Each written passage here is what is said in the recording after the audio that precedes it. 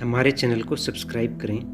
नमस्कार दोस्तों, आप लोगों के लिए मैं एक नई कहानी लेके आया हूँ, मूर्ख पंडित। बहुत पहले की बात है। रामपुर नाम के गांव में एक मूर्ख ब्राह्मण रहता था। ब्राह्मण का परिवार काफ़ी गरीब था, इसलिए ब्राह्मण की पत्नी उसे बार बार कुछ पढ़ाई करने और कुछ सीखने के लिए कहा करती थी। लेकिन ब्राह्मण बड़ा ही कामचोर था, इसलिए वह कहीं जाना नहीं चाहता था। एक दिन जब उसकी पत्नी ने बहुत अधिक जोर दिया और कहा कि आज तुम्हें स्कूल जाकर कुछ पढ़ाई करना ही होगा, तो अपने पत्नी के गुस्से को देखते हुए वह ब्राह्मण तैयार हो गया। वह अपने घर से निकला और पीछे के रास्ते से जाकर घर के पीछे छुप के बैठ गया। थोड़ी देर बाद उसके घर में कुछ लोग आए और उन लोगों ने क्या बातें कही, यह सब बस पीछे बैठे चुपचाप सुन रहा था। जब शाम हो गई तो ब्राह्मण वापस अपने घर के पीछे से निकल कर आया और आकर उसने अपनी पत्नी से कहा कि आज मैंने इतनी पढ़ाई कर ली कि अब मैं भविष्य देखने लगा हूँ। यह सुनकर उसके पत्नी को बड़ा आश्चर्य हुआ और यकीन भी नहीं हुआ, तो उसने कहा कि अच्छा ऐसा है तो बताओ, आज जब तुम स्कूल गए थे तो घर में क्या हुआ? अपनी पत्नी का सवाल सुनकर ब्राह्मण ने उत्तर दिया कि आज हमारे घर में कौन आया था, उसने क्या बातें कही, यह सब तो वह पीछे बैठकर सुन ही रहा था।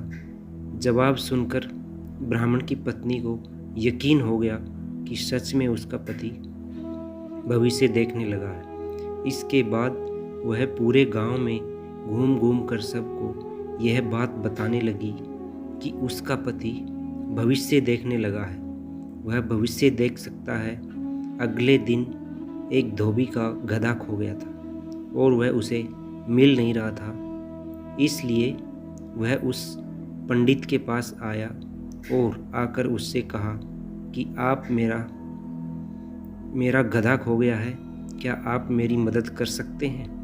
पंडित को कुछ समझ में नहीं आया कि वह क्या करे, इसलिए उसने कहा कि अभी मैं स्नान करने जा रहा हूँ, जब मैं स्नान करके लौटूंगा उसके बाद मैं भविष्यवाणी करूँगा।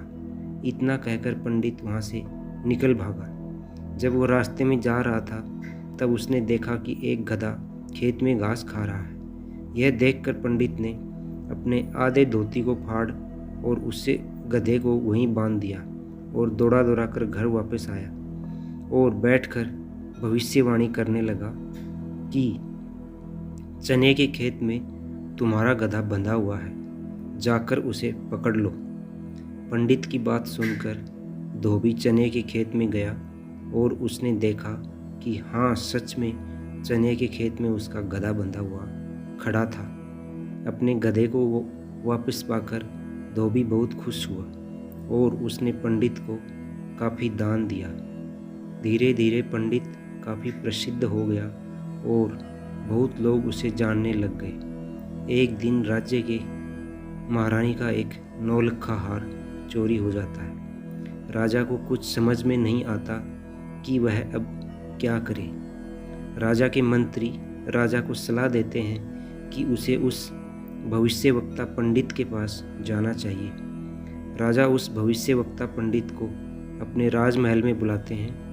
पंडित कहता है कि ठीक है, मैं अगले दिन राजमहल में आऊँगा।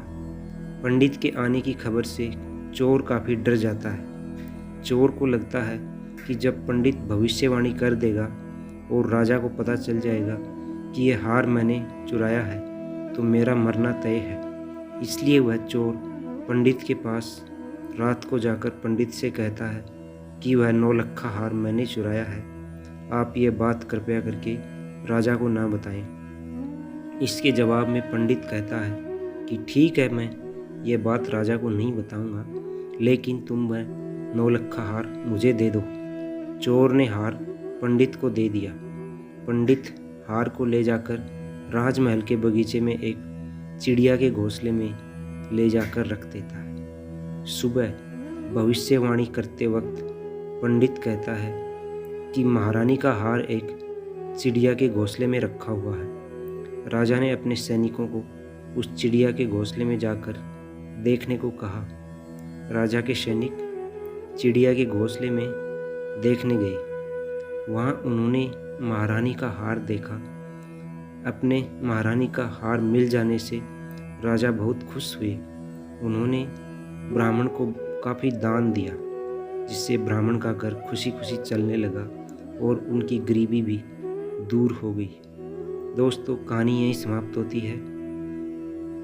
आप लोगों से रिक्वेस्ट है, हमारे चैनल को लाइक करें, शेयर करें, सब्सक्राइब करें और कमेंट बॉक्स में अपने कमेंट ज़रूर लिखें।